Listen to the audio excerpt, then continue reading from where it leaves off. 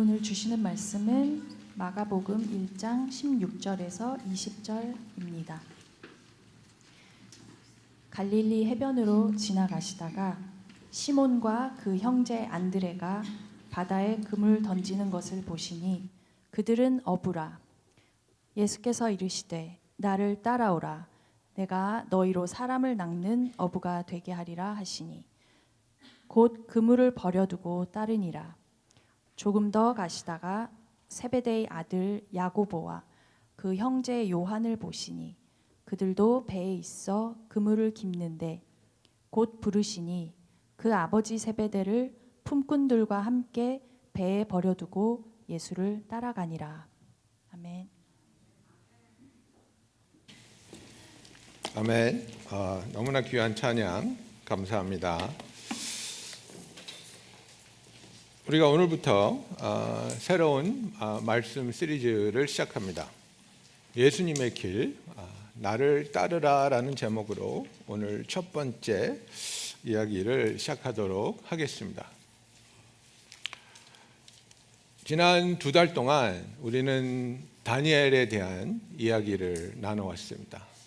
바벨론에서 신실하게라는 주제를 가지고 다니엘의 삶을 살펴보았죠.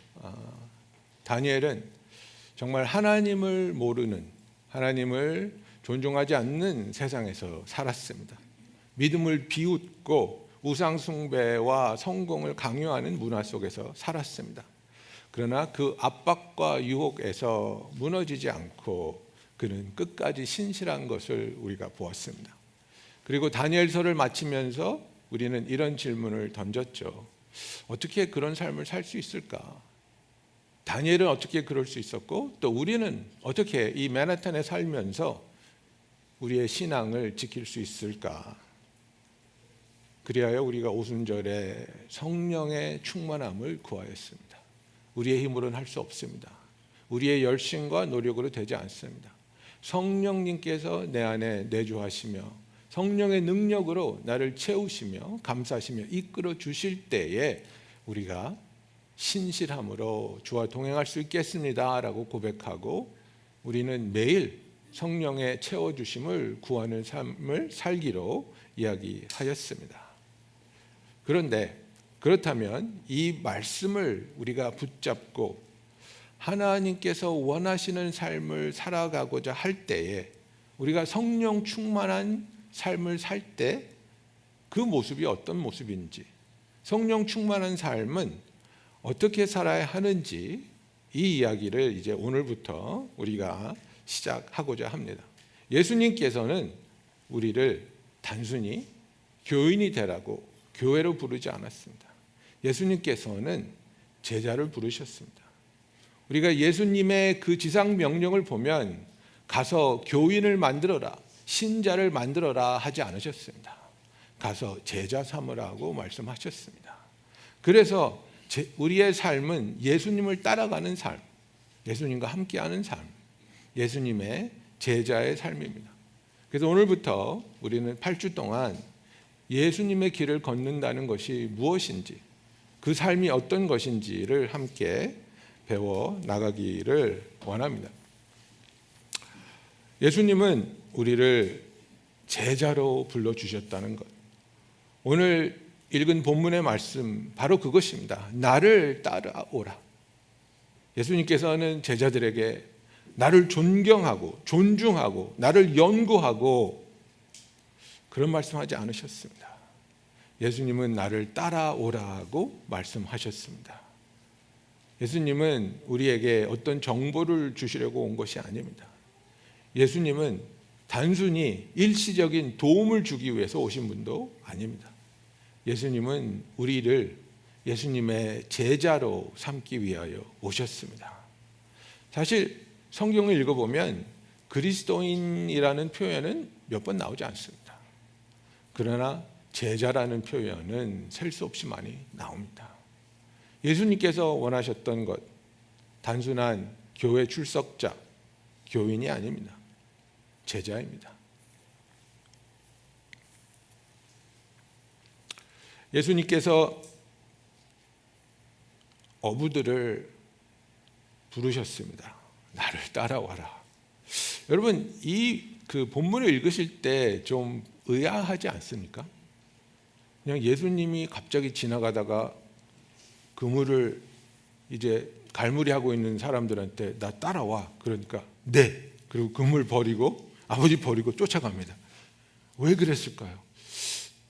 제가 중고등부 전도사 할 때 아이들한테 물어봤습니다. 이 사람들이 왜 예수님을 쫓아간 거 같냐? 그러니까 한참을 생각하더니 예수님에게는 뭔가 특별한 게 있었겠죠. 무슨 어떤 영적인 능력이 나와서 예수님이 나를 따라라. 그러니까 띵 해가지고 예 주님. 과연 그랬을까요? 낯선 사람이 와서 나를 따라와 그랬는데 배도 버리고 직장도 버리고 부모도 버리고 따라갈 수 있겠습니까? 요한복음 1장을 보면 안드레는 이미 예수님을 만났습니다. 세례 요한이 예수님에 대해서 보라, 세상의 죄를 지고 가는 하나님의 어린 양이라고 말하고 그때부터 예수님을 찾아갔습니다. 그래서 예수님을 만났고 또 자기의 형인 베드로를 데려다가 예수님을 만나게 했습니다. 그리고 거기서 예수님께서 베드로에게 게바라는 게바라는 그 이제 이름 짱돌이라는 뜻입니다. 피터이 돌이라는 뜻이거든요. 그래서 별명까지 지어주신 그런 관계였습니다. 우리가 메시아를 만났다 하고 데려가서 만나게 된 예수님을 이들은 알고 있었습니다. 예수님께서는 베드로의 집에 가서 장모님의 병도 고쳐 주셨습니다. 그래서 마음에 여러 가지 일이 일어나고 있었습니다. 그래서 오늘 읽은 부분은 갑작스럽게 해변에서 예수님을 만나서 예수님이 나를 따르라 그러니까 귀신에 홀린 것처럼 따라 나서는 것이 아니라 지금까지 예수님을 알고 있었는데 그렇다면 내가 만난 그 예수님을 너는 이제는 따르겠느냐라는 그 결단의 순간입니다. 이 자리에 계신 여러분, 우리가 예수님을 압니다. 예수님에 대해서 공부했고 또 설교도 많이 들었고 성경도 읽었습니다. 우리가 예수를 믿는다고도 말합니다. 그런데 예수님은 오늘 이 질문을 하고 있는 겁니다. 너는 언제까지 나에 대해서 알고만 있을 것이냐? 너는 이제 나를 따르지 않겠느냐? 너는 이제 나의 제자가 되지 않겠느냐라고 주님이 묻고 있는 것입니다. 우리는 이 제자라는 단어를 때로는 너무나 쉽게 사용하는 것 같습니다. 그러나 당시 유대인들에게 이 제자라는 것은 엄청난 의미를 가진 단어였습니다. 13살까지 이제 그 공동교육을 받으면서 모세 오경을 떼고 정말 이 아이가 하나님의 말씀을 듣고 깨닫고 그것을 나눌 수 있는 그런 빼어난 실력이 있는가를 검사해서 정말 엘리트 중의 엘리트를 랍비가 그에게 찾아오면 엄청나게 힘든 질문을 하면서 검사를 해서 제자가 되고 유명한 랍비의 제자가 된다는 것은 신분이 완전히 바뀌는 너무나도 중요한 일이었습니다. 그런데 이 청년들이 어부가 되었다는 것은 13살에 학교 수업을 마치고 보니까 너희는 아니야. 너희는 이제 아버지의 하시는 일을 배워서 아버지의 업을 이으면 돼. 그 선고를 받은 사람들입니다. 13살까지 공부를 하고 거기서 빼어나지 못하면 그렇게 말하는 겁니다. Bless you, my child. Go and continue in your father's work. 이렇게 되는 겁니다. 그래서 이미 다 떨어졌습니다. 서울대, 지방대, 지잡대 다 떨어졌습니다. 그래서 지금 어부하고 있는 겁니다. 그만큼 랍비에게 선택을 받는다는 것 엄청난 영광이었습니다마는 예수님은 그러지 않았습니다. 예수님은 오히려 이들을 찾아가시고 예루살렘의 종교 엘리트 집단을 찾아간 게 아니고 신학교 학생들도 아니고 갈릴리의 평범한 어부였습니다. 세상은 그들을 평범하다고 판단하였습니다.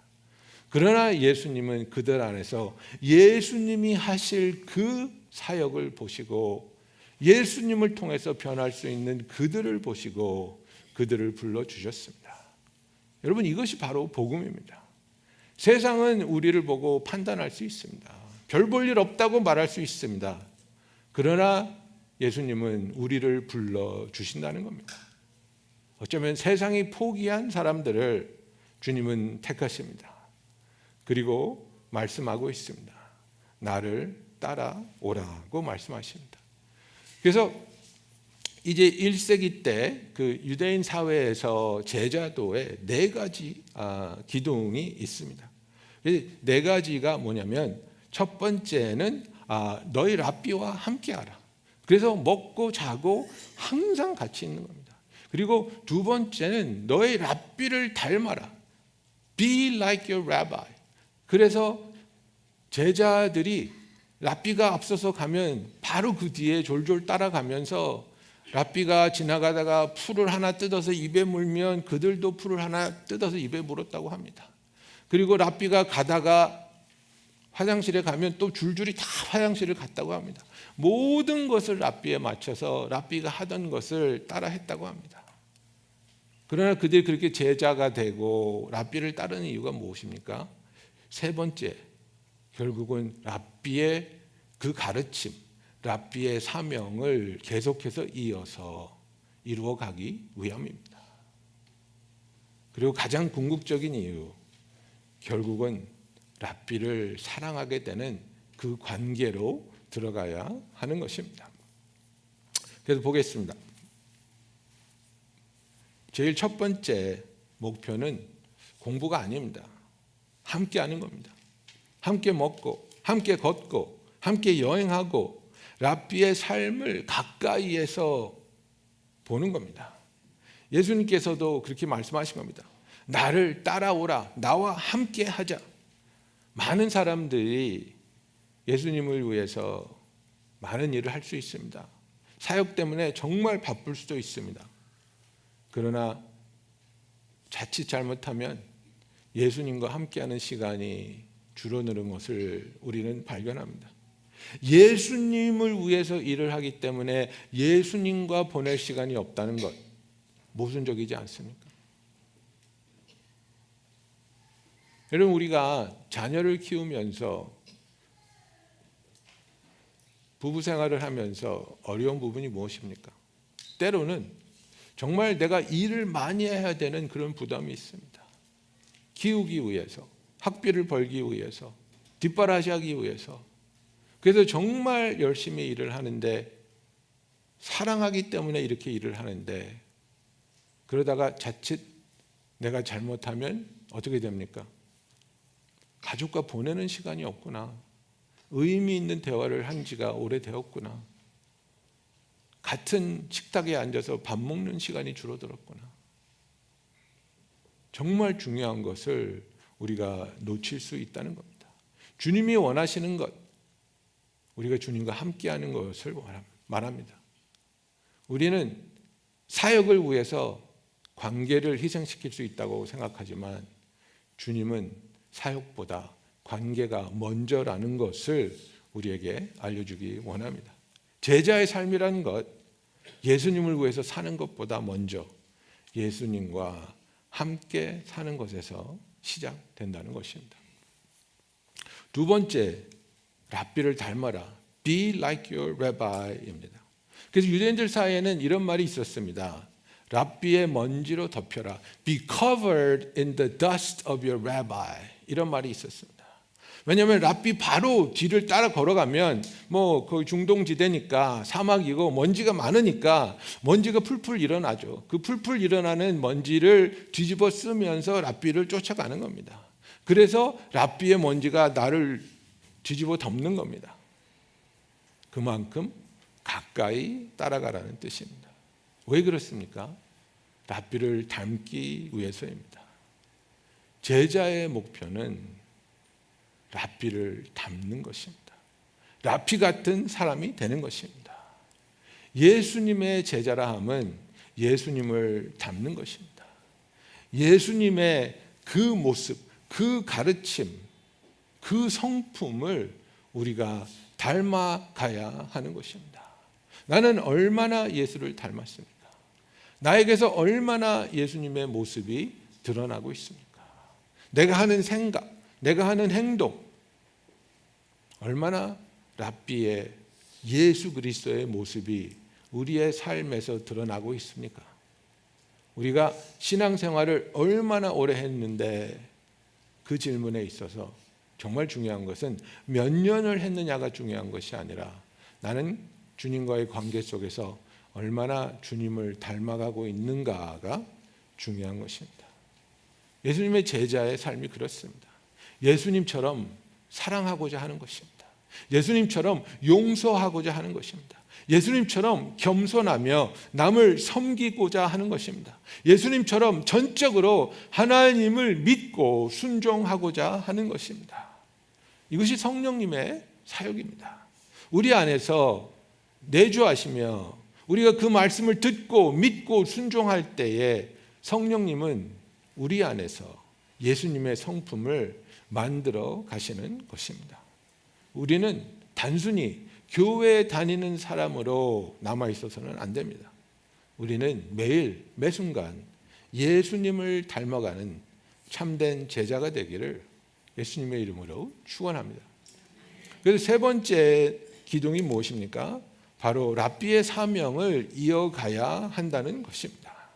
예수님은 제자들에게 그들을 부를 때 뭐라고 말씀하셨습니까? 내가 너희로 사람을 낚는 어부가 되게 하리라고 말씀하셨습니다. 예수님은 사람들을 부르시고 그들을 변화시켜 주셨습니다. 어부를 사람을 살리는 사람으로 만드셨습니다. 물고기 잡던 사람들을 이제는 죽어가는 심판받아서 멸망받을 수밖에 없는 영혼을 예수님을 통해서 구원받게 하시고 영생을 얻게 하는 가장 의미 있고 가치 있는 사역으로, 삶으로 불러주셨다는 겁니다. 그렇다면 제자는 배움으로 끝나는 사람이 아니라는 것입니다. 제자라는 것은 배우고 그 배운 것을 통해서 예수님의 사명을 이어가는 사람이라는 것입니다. 예수님이 잃은 자를 찾으셨습니까? 우리도 찾아야 한다는 겁니다. 예수님이 섬기셨습니까? 우리도 섬겨야 한다는 것입니다. 예수님이 복음을 전하셨습니까? 그렇다면 우리도 복음을 전해야 하는 것입니다. 우리는 관객이 아닙니다. 스펙테이터가 아닙니다. 우리는 예수님의 동역자라고 성경은 분명히 말하고 있습니다.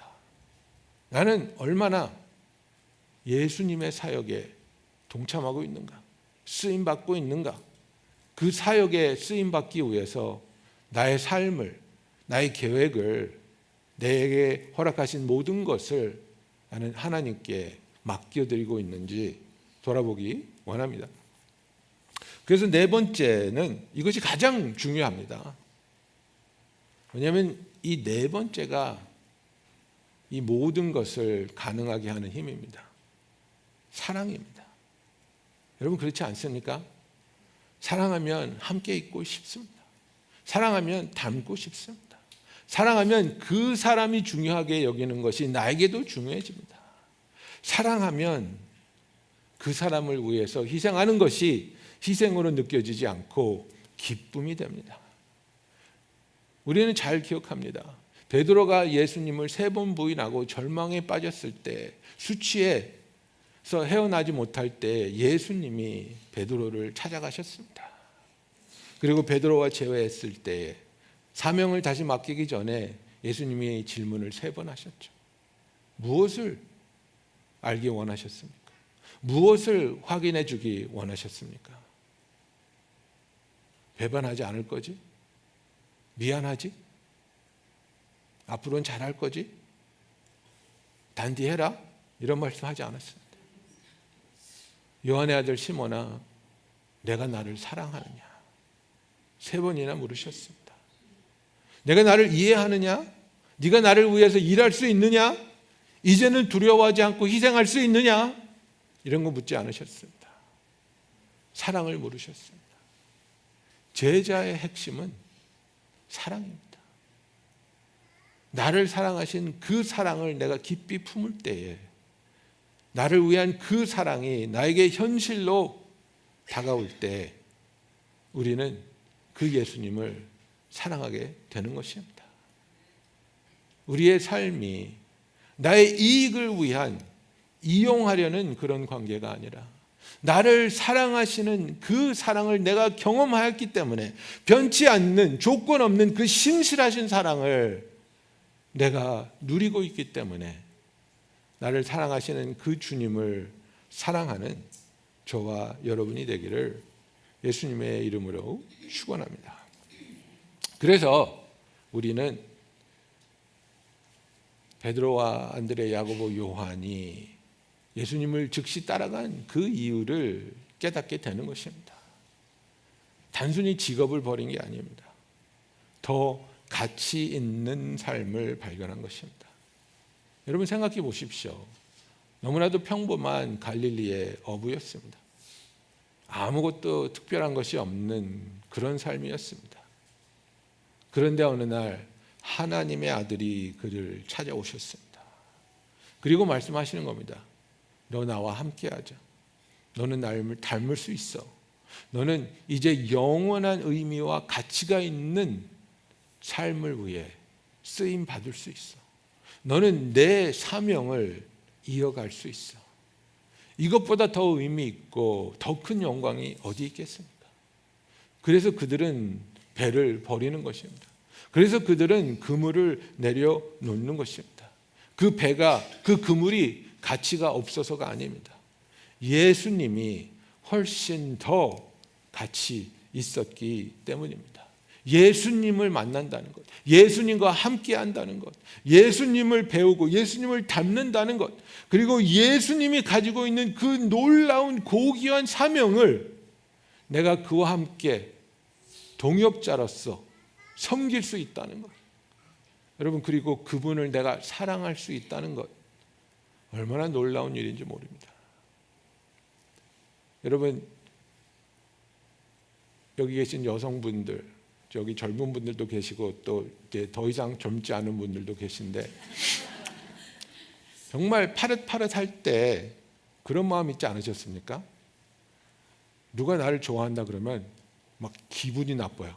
감히 네 따위가 나를, 절대로 안 되지. 급을 알아야지. 이런 마음들 있으셨죠? 하나님이 우리에게 하나님을 사랑할 수 있게 허락해 주신다는 것, 여러분, 이거 놀라운 일입니다.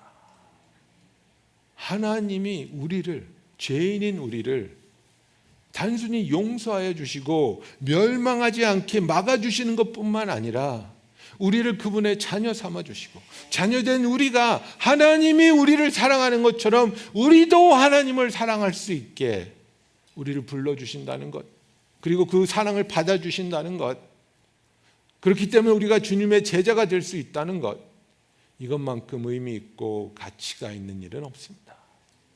제자들은 이 가치를 보았습니다. 이 가치를 깨달았을 때에 이들은 그들이 가진 것을 내려놓고 주님을 따라 나설 수 있었습니다. 여러분은 지금 어떤 질문에 대답하며 살 수 있습니까? 세상은 우리에게 끊임없이 묻지 않습니까? 당신은 무슨 일 합니까? 당신은 어디에 삽니까? 어디 학교를 나오셨습니까? 또 집요한 사람들은 연봉이 얼마나 되십니까? 무례한 질문도 하고, 그죠? 얼마를 버는지, 얼마나 성공했는지. 우리가 하나님 앞에 왔을 때 하나님은 그런 질문 하시지 않습니다. 지금 이 순간 하나님이 우리에게 하시는 질문은 하나입니다. 너는 누구를 따르고 있느냐? 너는 너의 삶을 누구를 위해서 살아가고 있느냐? 이것을 주님이 묻고 있습니다. 사랑하는 성도 여러분, 우리가 쉽게 빠질 수 있는 크리스찬으로서의 매너리즘은 이겁니다. 나 예수님 영접했어요. 나 죄 용서 받았어요. 나 구원 받았어요. 나 이제 지옥 안 가요. 천국 가요. 그리고 끝. 보험 하나 드신 거예요.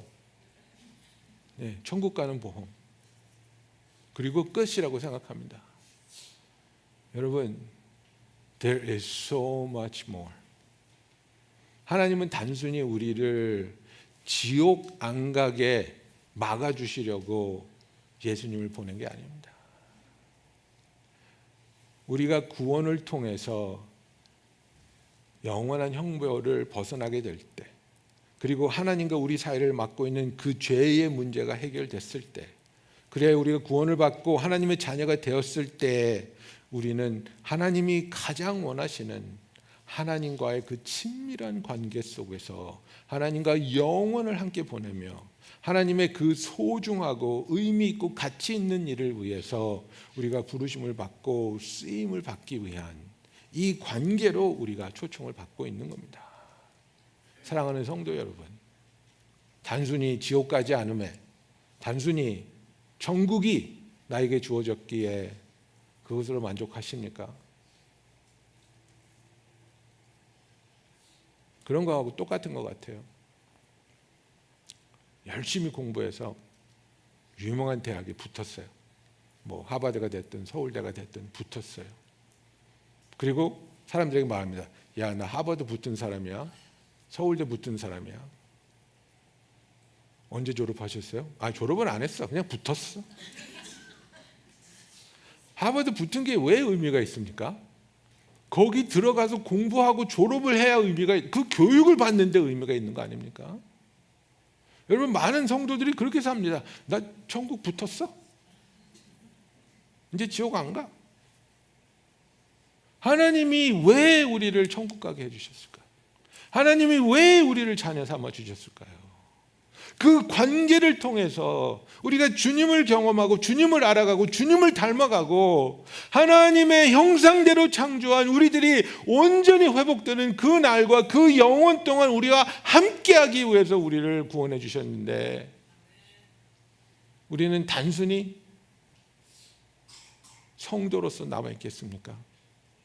아니면 제자로서 주님을 따라 나서겠습니까? 다음 슬라이드 왜 안 갑니까? 네. 오늘 읽은 본문, 예수님께서 지금 이 시간에 저와 여러분에게 말씀하고 있습니다. 나를 따라오라. 여러분, 이것은 단순한 초대가 아닙니다. 나의 인생에서 가장 의미 있고 가장 위대한 부르심입니다. 예수님의 제자로 사는 것보다 더 가치 있는 삶은 없습니다. 더 의미 있는 삶은 없습니다. 더 영광스러운 삶은 없습니다. 내가 의사일 수 있습니다. 내가 변호사일 수 있습니다. 내가 사업가일 수 있습니다. 그러나 그것으로 끝나는 게 아니라 나는 사업을 하는 예수님의 제자입니다. 나는 의술을 행하는 예수님의 제자입니다. 나는 사람들을 돕고 사람들을 예수님께로 인도하는 예수님의 제자입니다. 그래야 이 여름에 앞으로 8주 동안 우리가 예수님이 제자가 되는 그 길을 함께 가기 원합니다. 예수님과 함께하며 예수님을 닮아가며 예수님의 사명을 이어가고 무엇보다도 예수님을 사랑하는 사람들이 되기를 원합니다. 이것이 바로 예수님의 길입니다. 예수님의 길을 예수님과 함께 동행하는 저와 여러분이 되기를 예수님의 이름으로 축원합니다. 기도하겠습니다.